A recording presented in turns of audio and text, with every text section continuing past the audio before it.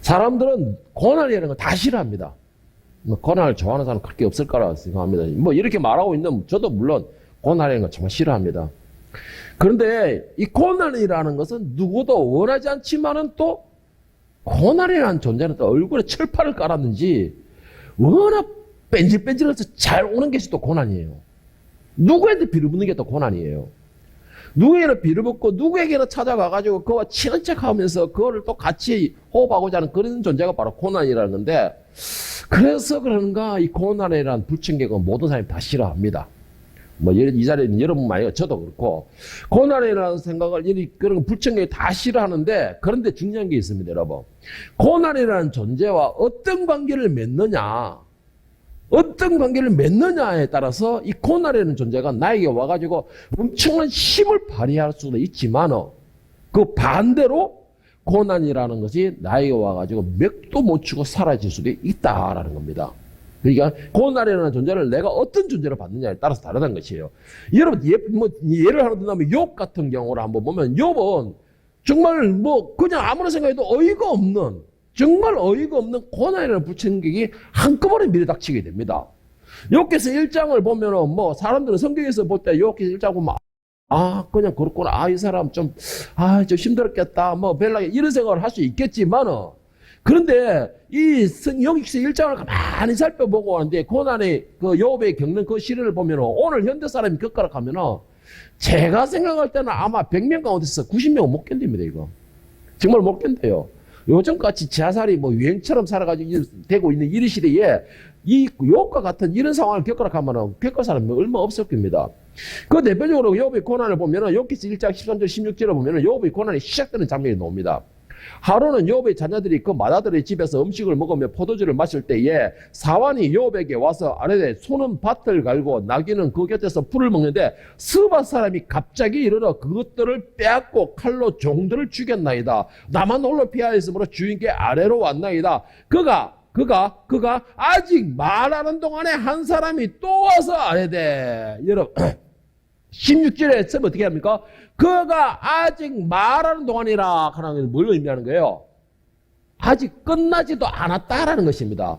앞에 고난에 관하여서 보고가 끝나지도 않았다라는 것입니다. 그런데 또 다른 사람이 와서 또 알려줬다라는 고난의 연속에 지금 줄을 서서 오고 있다는 것이에요. 지금 이제 줄을 서서 욥을 지금 이제 친한 척 하고 있다는 것입니다.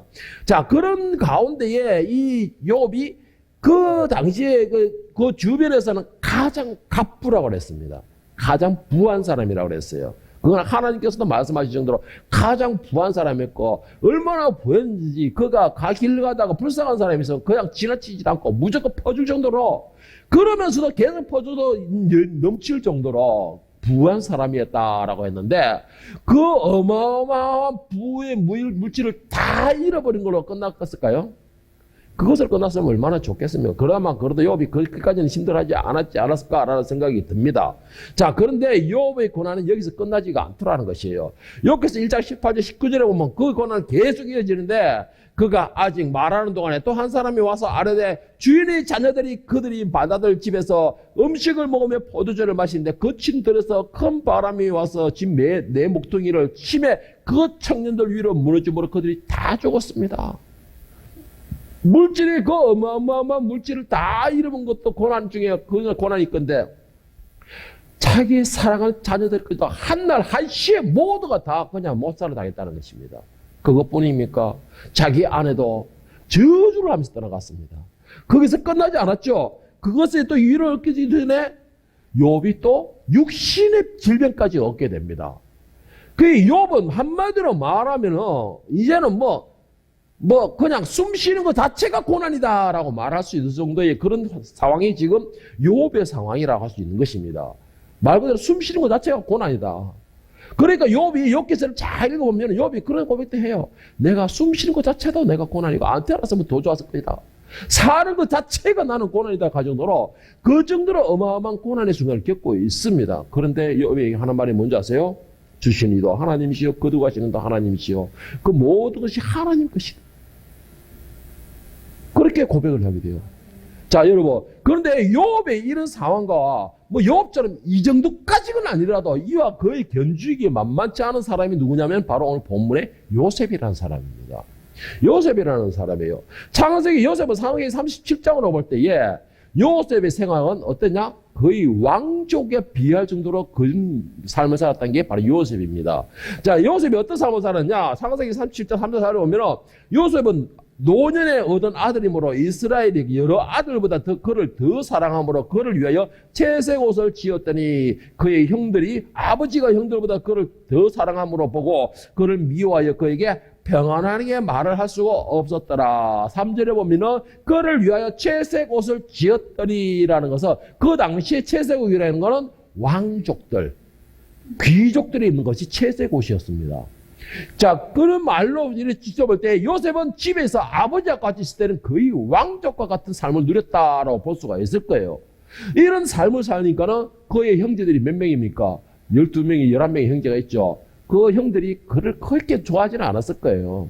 분명히 시기와 질투는 있었을 것이다 라는 것인데, 자, 이 시기와 질투의 결과는 과연 어떻게 되었을까요? 그 시기와 질투의 결과는 요셉을 팔아버리는 경우가 생깁니다. 팔아버리는 경우. 그리고 요셉이 팔아가서고 이방인에게 팔려가는데, 자, 어디에 갑니까? 애굽의 바로의 친위대장인 보디발에게 잡혀갑니다. 그게 노예로 잡혀가요. 자, 이 보디발의 집에 노예로 가서 요셉이 지금까지 16년이니까요. 그동안에 한 번도 해보지 못했던 그런 일들을 했을 것이고, 한 번도 겪어보지 못했던 그런 상황을 겪었을 끼고, 한 번도 누구에게 굿신해보지 않았던 그런 굿신함과 비굴함의 상황을 살게 되었다라는 거예요.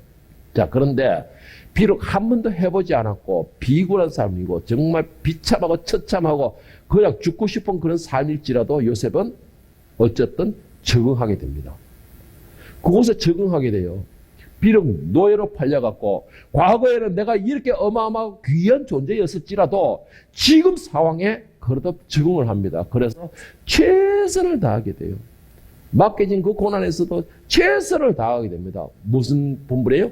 종의 본분으로서 최선을 다할 때에 39장 오늘 본문에서 39장 2절 4절을 보면 요셉이 어떻게 가겠냐? 여호와께서 요셉과 함께 하심으로 그가 형통한 자가 되어 그의 주인 애굽 사람의 집에 있으니 그의 주인이 여호와께서 그와 함께 하심을 보며 또 여호와께서 그의 범사에 형통하게 하심을 보았더라. 요셉이 그의 주인에게 은혜를 입어 섬김에 그가 요셉을 가정 총무로 삼고 자기의 소유를 다 그 손에 위탁하니. 자, 여러분 여기서 그냥 우리가 쉽게 넘어갈 수 있는 것이 하나 있는데 2절 처음 시작을 보면 여호와께서 요셉과 함께 하심으로 요셉의 상황이 지금 어떤 상황이에요? 노예의 상황이에요. 노예의 상황입니다.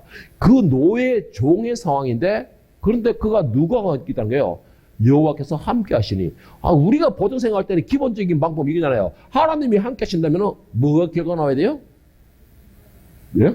높은 자리가 아니죠. 종의 신분에서 벗어나는 게 우리가 생각하는 상식이잖아요. 그렇잖아.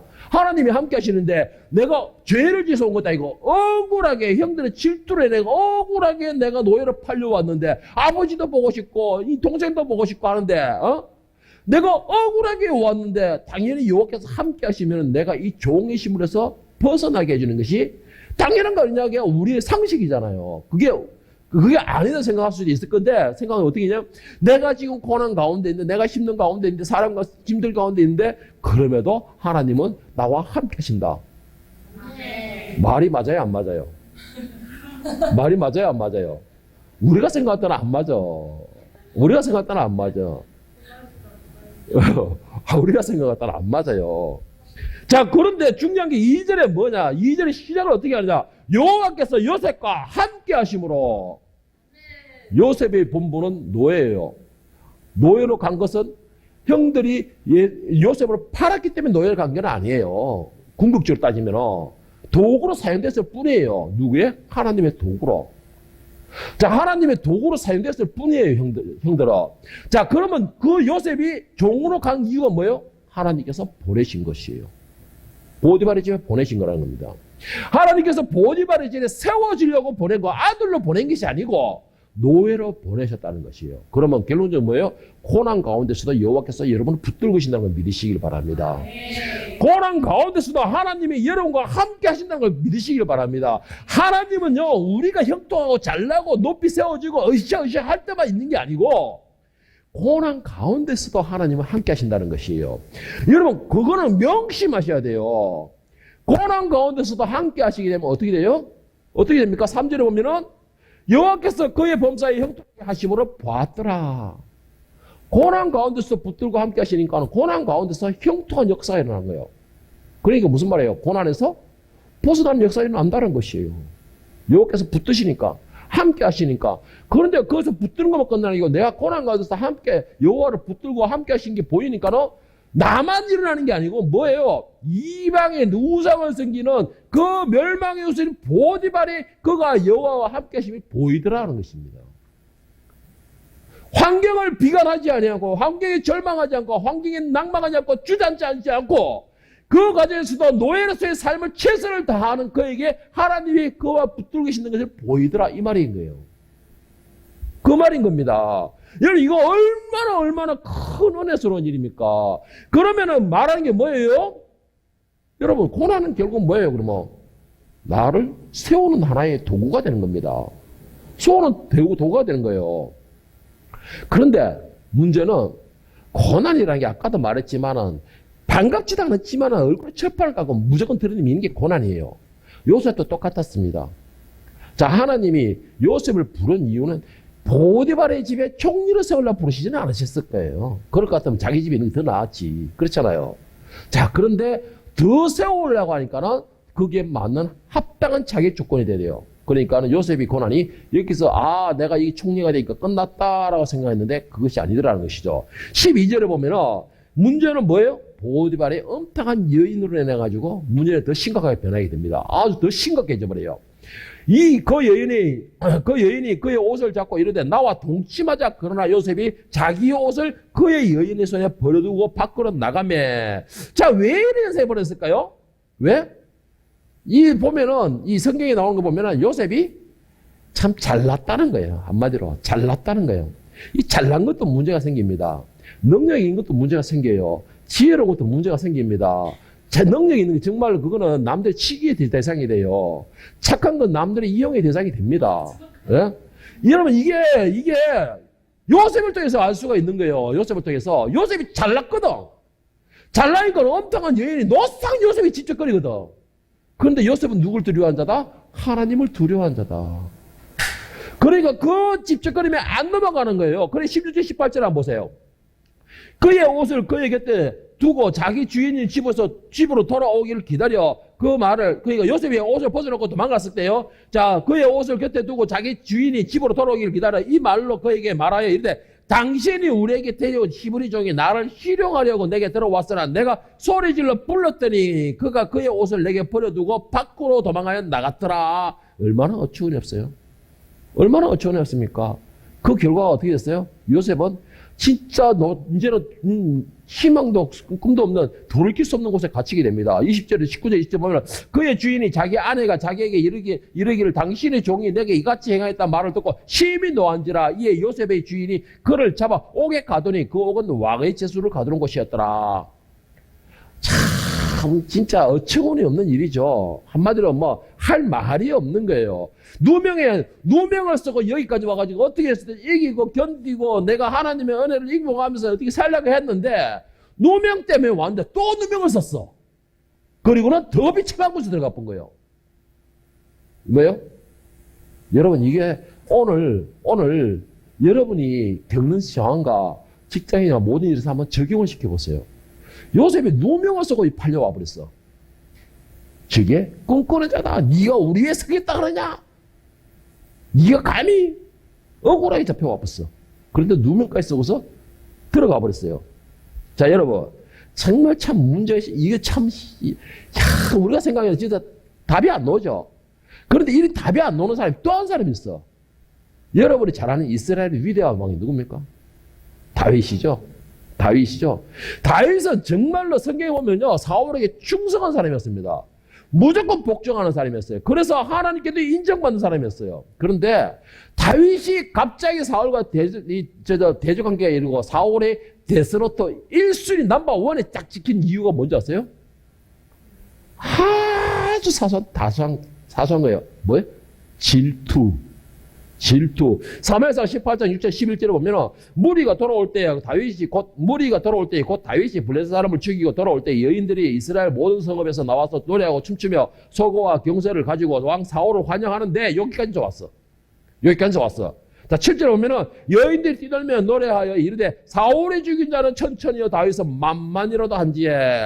그러니까 사울의 8절에 보면 사울이 그 말에 불쾌하여 심히 노하여 주넘 12절에 보면 그가 스스로 이르기를 내가 다윗을 벽에 박으리라고 사울이 그 창을 던졌으나 다윗이 그의 앞에서 둔피하였더라. 다윗을 보면 얼마나 황당합니까 이거. 진짜 누가 보다 어이가 진짜 없는 현상이죠. 어이가 없죠. 누구자 이하연이 그랬나? 어이가 없어 하고 이런 뜻이.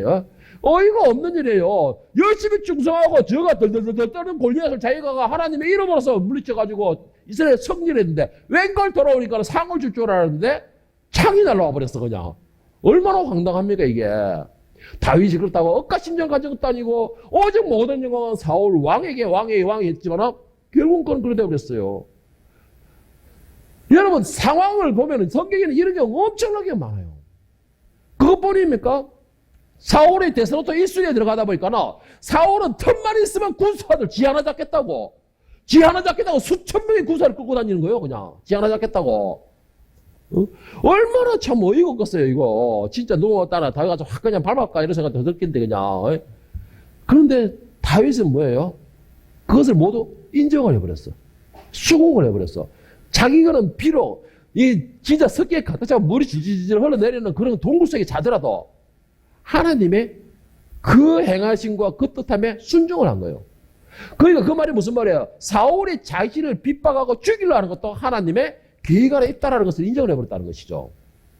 여러분 베드로서 4장 12절 14절에 보면 베드로가 우리가 이렇게 황당한 이런 어처구니 없는 우리가 생각할 때는 도저히 어처구니 없고 이해가 안 가는 이런 일이 생기는 것에 대해서 이렇게 말하고 있습니다. 살아가는 자들아 너희를 연단하려고 오는 불시험을 이상한 일을 당하는 같이 여기지 말고 여러분에게 오는 환난, 고난 그걸 이상하게 당하는 점 여기지 마십시오. 왜 우리가 이상하게 여기니까? 내가 하나님을 믿고 있는데 아까 요셉이 한 것처럼 하나님이 그와 함께 하시면 보이더라. 하나님이 함께 하고 계신데 내가 노예에서 벗어나잖아. 하나님이 함께하고 있으면 내가 노예에서 벗어난 것뿐만 아니라 이들 위에 세워져서 군림하고 지금 했던 놈들 지금 모르고 이게 하나님이 함께 하시는 게 당연한 거 아니냐. 예? 그렇잖아요. 예? 맞잖아. 지 나이가 같다고 지는 부르고 나는 정인데 말이야. 지가 어디 나를 무시하고 있어? 지가 저러 하나님 함께 하시니까 확 찍어 들어. 이게 어디 네가 뭐 심하고 남자가 간에 상관없이 찍어 들어. 이게 우리 상황이잖아요. 상식이잖아. 맞잖아요. 하나님 함께 하시니까. 그런데 13절에 뭐라 했어요? 오히려 너희가 그리스도의 고난에 참여하는 것을 즐거워하라. 고난에 참여하는 것을 즐거워하라는 것입니다. 이유를 말하고 있어요. 이는 그의 영광을 나타내실 때에 너희로 즐거워하고 기뻐하게 하려 함이라. 할렐루야. 너희가 그리스도의 이름으로 지옥을 당하면 복이 있는 자로다. 영광의 영 곧 하나님의 영이 너희와 함께 계심이라. 할렐루야. 찬양하셔야 됩니다. 여기서는 제가 여기서 와 소리 나는 거예요. 결론적으로 이걸 반대로 말하면 뭔 소리인지 아세요? 고난이 없는 자는 하나님의 자녀가 아니다는 뜻입니다. 말하면 그거예요. 반대로 말하면. 왜? 하나님의 자녀이기 때문에 사단이 질투하는 것이에요. 요셉의 형들이 질투하는 것처럼, 질투해서 요셉 동생을 팔아버린 것처럼, 그것도 아버지의 가장 사랑받는 존귀한 자를 팔아버린 것처럼 사단이 여러분의 하나님의 자녀인 걸 알기 때문에 여러분을 질투하는 거예요. 여러분을 질투하니까는 욥과 같이 계속 찌르고 고난에 엎어지고 밟히고 하는 그런 게 벌어지는 겁니다. 하나님 자녀이기 때문에. 그래서 그러는 거예요. 그래서 그렇다면 하나님 자녀면 우리 생각일 때 으쌰으쌰하면 얼마나 좋아요 하나님. 그럼 내가 더 찬양 부르고 더 영광 돌리고 할 건데 그건 우리 생각이죠. 잘 되고 넘치고 하나님이 모든 영광을 하나님께 하는 놈 극히 드뭅니다. 바울을 보세요. 바울은 가장 위대한 사도 중에 하나라고 합니다. 그가 죽을 고비를 3번 넘겨졌어요. 돌에 만기를 몇 번이나 했습니까? 파선당하기를 몇 번이나 했습니까? 응? 그런 사람이었어요. 고난이 있기 때문에 우리에게 더 존귀한 것이에요. 그러면 고난이 왜 당하느냐? 베드로사라고 말하는 것은 우리를 연단하기 위함이라. 다시 말해서 더 믿음을 굳건하게 세우기 위함이라는 거예요. 저는 이것을 말하기 어떻게 말하고 싶었냐? 연단하기는 하나님을 더 붙들게 하기 위해서, 하나님의 권능을 더 강하게 받게 하기 위해서, 하나님의 능력이 더 충만하게 임하게 하기 위해서, 그래서 연단한 것이다. 왜? 그 연단 가운데서 정말 내가 하나님밖에 나의 소망이 없으며 하나님밖에 나의 희망이 없습니다는 걸 깨달을 때 하나님의 은혜가 탁 내렸을 때 어떻게 합니까? 할렐루야. 봐라. 하나님이 나를 붙드시니까 이래서 버려진 하나님 영광이 되잖아요. 이런 역사 일어나게 하기 위해서라는 것이죠. 그리고 또 한 가지 중요한 게 하나 있습니다. 저는 정말 이 연단하기 위해서다 이 말도 정말 은혜스럽지만 이 두 번째 말에서 더 큰 은혜를 받았어요. 뭐냐? 우리가 복 있는 사람이기 때문이다 하는 거예요. 복 있는 사람이기 때문에 이 고난이 온다는 것이에요. 왜 복 있다고 말할까요? 자, 그것은 고난으로 인해서 하나님의 영이 우리에게 더 강하게 임하시게 된다는 것이에요. 그리고 고난은 고난으로 통해서 하나님의 영이 더 우리를 강하게 붙들고 계신다는 겁니다. 그리고 더 크게 역사하기 때문에. 그래서 복이 있다라는 것이에요. 여러분, 내가 고난 가운데서 하나님이 강하게 붙드시는 것, 더 강하게 역사하시는 것, 더 강하게 나와 함께 하시는 게 느끼지 못한다면 그 사람은 뭐요? 깨지지 않았다는 것이에요. 깨지지 않았다는 것이에요. 뭐 깨지다는 게 무슨 말이냐? 아, 고난에 내가 수긍하고 이것도 하나님이 주관하시며 인정하지 못했다는 것이에요. 그럼 반대로 말하면 뭐예요? 고난이 오는 거니까 내가 왜 이런 경험을 당해? 내가 성경도 잘 읽고 기도도 열심히 했고 내가 말씀도 열심히 읽고 설교 시간에 내가 열심히 설교도 졸지 않고 잘 듣고 했는데 왜? 이 말인 거예요, 결국. 그러면 나한테 고난이 없어야 되잖아. 이 말인 거예요. 여러분, 제가 수다에 잘 아는 말 있죠? 교회에 있다고 하나님의 자녀가 아니다. 다. 그 말씀을 듣는 자, 그 말씀을 붙드는 자, 그 말씀이 내 속에서 활동하고 주인을 모셔드린 자, 그 사람이 하나님의 자녀가 되는 것이에요. 그 사람이 성령의 인도하심을 받게 되는 것입니다. 그러니까는 뭐예요? 고난의 순간이 오면은 그 사람은 하나님 붙들림 받는 사람은 어떻게 해요? 더 강하게 하나님을 붙드는 거예요. 왜? 하나님이 역사하시고 붙들고 계시기 때문에, 하나님의 권능의 힘을 누구나 잘 알기 때문에, 이 고난에서 나를 건져주실 분은 오직 여호와 하나님 한 분뿐이다라는 걸 알기 때문에. 내가 오늘 안수 기도할 때 어떤 사람한테 기도하면서 그랬어요. 주님, 지금까지 힘들게 여기까지 살아왔는데 이 무거운 짐을 내려주시옵소서, 이 무거운 짐을 내려주시옵소서 했는데 이 무거운 짐 누가 내려줍니까? 자신이 내려야지. 자신이 믿음으로 내려야지. 그렇잖아요. 자신이 믿음으로 내려야지. 여러분, 하나님을 붙들어 보세요. 그러면 그 하나님께서 여러분에게 그 하나님께서 여러분의 능력이 되시는 것이에요. 예? 고난이라는 것이 뭐예요? 내가 하나님의 사람이라는 증거가 되는 것입니다. 로마서 8장 17, 18절에 보면 자녀이면 또 상속권자 곧 하나님의 상속자여 그리스도와 함께한 상속자니 우리가 그와 함께 영광을 받기 위하여 고난에 함께 받아야 할 것이라 생각하건대 현재의 고난은 장차 우리가 나타날 영광에 비교할 수 없다. 영광을 뺏기 위해서도 고난을 겪게 돼요. 그렇다고 일부러 고난 속에 들어가라는 뜻이 아니고, 예? 우리가 영광의 사람이 되기 때문에 고난이 온다는 것이에요. 불청객이 되어서. 왜? 사단이 질투하기 때문에. 여러분, 제가 지금까지 진짜 저도 고난이라 하면 남한테 진짜 둘째가 하면 서러울 정도로 많은 고난을 당했는데, 겪어본 경험자로서 느낀 것이 있는데, 고난을 당하게 되면 보통 사람들이 울부짖고 왜 억울하다 욕하고 별짓을 다 하죠. 별짓을 다 해봐도 그 고난은 안 없어집니다. 진짜 그 고난은 안 없어져요. 별짓을 다 해도 그 고난은 안 없어져요. 여러분, 뭐 자살하면 고난이 없어지겠지? 아니요. 자살하면 더 큰 고난이 와요. 더 큰 고난이 옵니다. 자기 감당 못할.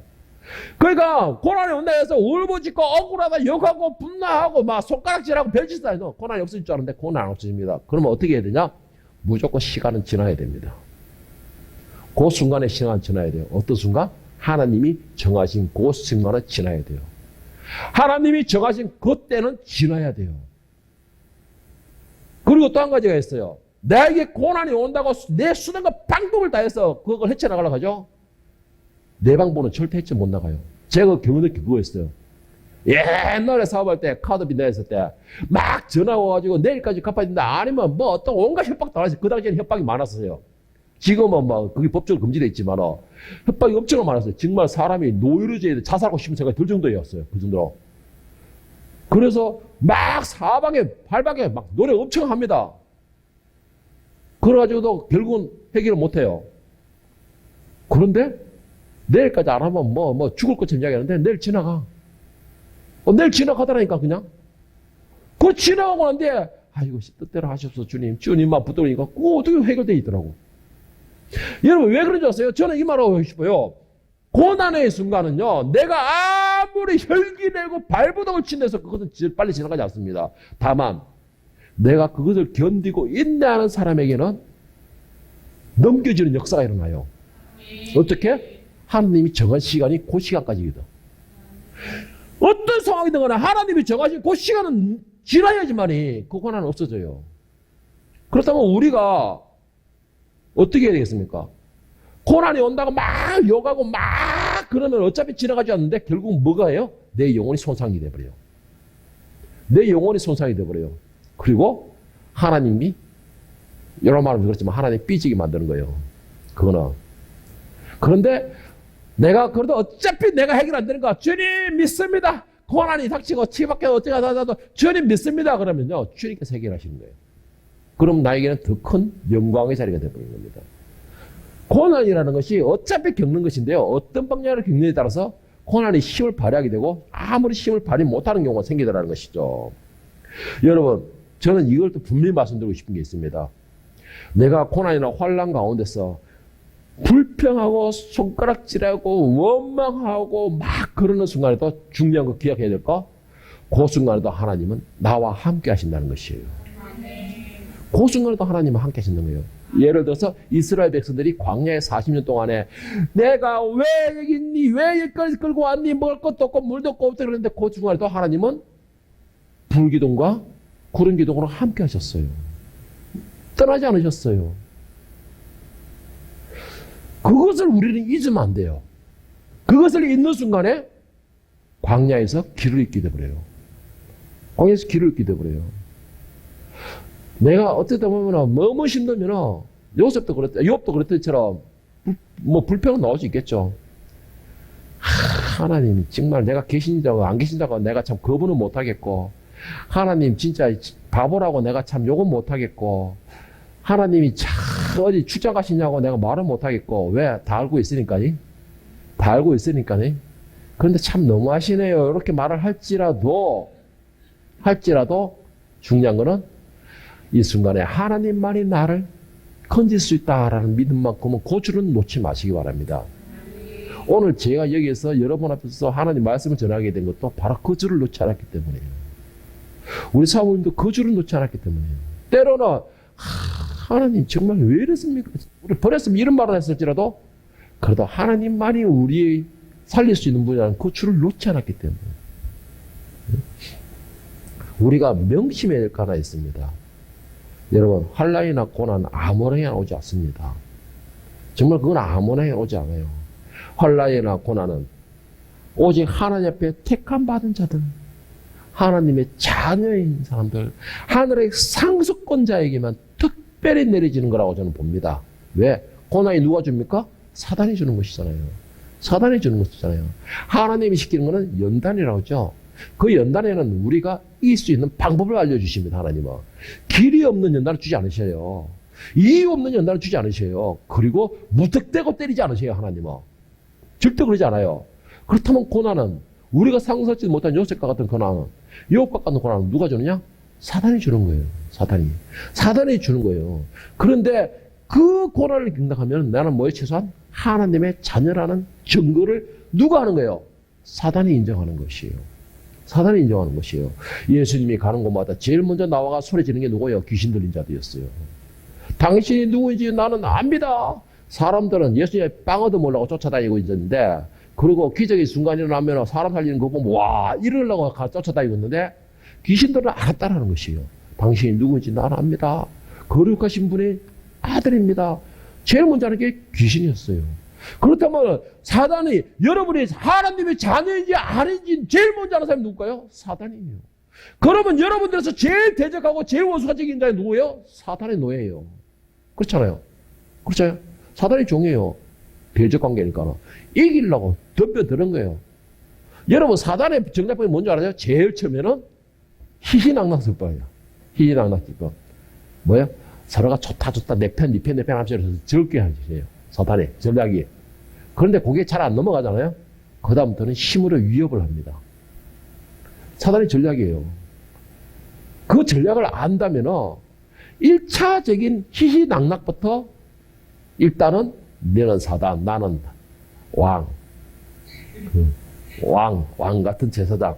그러니까 일단은 너와 나는 지위가 달라 라고 관계를 만드세요. 그게 방법이에요. 그런데도 내가 힘자랑하겠다 덤벼들잖아요. 쭈그리 가고 지금 밟아주는 거예요. 그때는. 어떻게? 나사렛 예수 그리스도 이름으로 내가 명하노니. 여러분 이건 여러분이 특권이에요. 이거는. 특권이에요. 예수님께서 말씀하셨잖아요. 누구든지 너희가 내 이름으로 무엇이든지 구하기면 내 이름으로. 하다못해 믿지 않는 자도 예수의 이름으로 명하는 자 귀신이 떠나가는 역사가 일어나는데 여러분들은 하나님의 자녀인데 하늘의 상속권자인데 왕 같은 제사장인데 와 상상해 보세요. 그들이 감히 우러러 보지도 못하는 존재들이 여러분들은 성경에 지적으로 되어 있어요. 여러분들 과연 여러분들을 우러러 보지도 못할 존재들이에요. 그런데 왜 여러분들 그게 농락을 당합니까? 말이 안 맞잖아요. 그러면 고난이 오면은 그리스도의 고난에 참여하는 것처럼 영광과 찬양으로서 참여하는 거예요. 찬양으로 참여하는 거예요. 욥을 보세요. 요셉을 보세요. 요셉은 물론 뭐 지도 사람인데 불평 안 했겠습니까? 억울하다 소리 안 했겠습니까? 그러나 중요한 건 뭐예요? 고난을 받아들였다는 것이에요. 하나님을 믿고 하나님을 붙들고 하나님의 말씀을 두려워함으로 받아들였다는 거예요. 인정해버렸다는 거예요. 그러니까 그 시간이 흘러가잖아요. 시간이 흘러가니까 하나님께서 욥을 위해서 체험으로 세운 계획이 뭐입니까? 너를 애굽의 총리로 삼겠다. 언제부터? 그가 태어나기 전부터. 그러니까 그 과정을 펴쓰라니까. 때가 되니까. 아니 피나무 마른 놈이 우리나라 어른들 말로 피나무 마른 놈이 애굽의 2인자가 되어버렸어. 나는 이름만 있는 바로라. 모든 이 나라가 아니고 이 지배권에 있는 모든 것은 네 발 아래 다 있다. 네가 말 한마디 안 하면 움직일 놈이 하나도 없다. 와 절대 권력 아니에요? 여러분 요셉이 과연 그냥 말만 우리가 성경에 나와 있으니까 말만 그랬을까요? 그냥 생각 없이 믿음 없이 그냥 견디다 보니 이리 올랐을까요? 아니에요. 창세기 45장 4절 5절에 보면 요셉이 말이 나옵니다.